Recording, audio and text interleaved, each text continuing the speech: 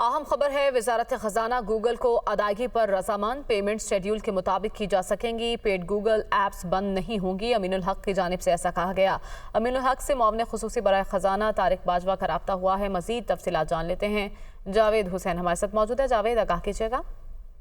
जी देखिए, वज़ीर IT tele communication Aminul हक से मुआविन खुसूसी बराए खजाना तारिक बाजवा का राब्ता हुआ है और इसमें जो गुज़श्ता दिनों में एक स्टेट बैंक की जानिब से पाबंदी आयद की गई थी कि जो गूगल ऐप और दीगर जो फोरम से उनकी एप्लीकेशंस के हवाले से अदायगियाँ जो है वो रोक ली गई थी, तो उस पर अब 1 महीने की रिलैक्सेशन देने का फैसला हुआ है। और जो टेलीकॉम कैरियर्स हैं उनके जरिए जो पेड एप्लीकेशंस थी उनकी अदायगियाँ जो हैं वो अब 1 महीने तक उनको अदा की जाएंगी। इस हवाले से वफाकी वज़ीर IT जो है सईद अमीनुल हक ने कहा है कि पेमेंट शेड्यूल के मुताबिक की जा सकेंगी और पेड गूगल ऐप्स बंद नहीं होंगी। उन्होंने ये भी कहा है कि स्टेट बैंक को हिदायत कर दी गई है कि 1 माह तक पॉलिसी पर अमल दरामद मौखर कर दें और टेलीकॉम ऑपरेटर्स को अदायगियों के तरीकाकार पर अमल दरामद के लिए 1 माह का वक्त दे दिया गया है। अमीनुल हक ने मजीद ये कहा है कि 1 माह के अंदर वजारत IT, खजाना और स्टेट बैंक बाहमी मुशावरे से लाहेमल मुरतब करेंगे।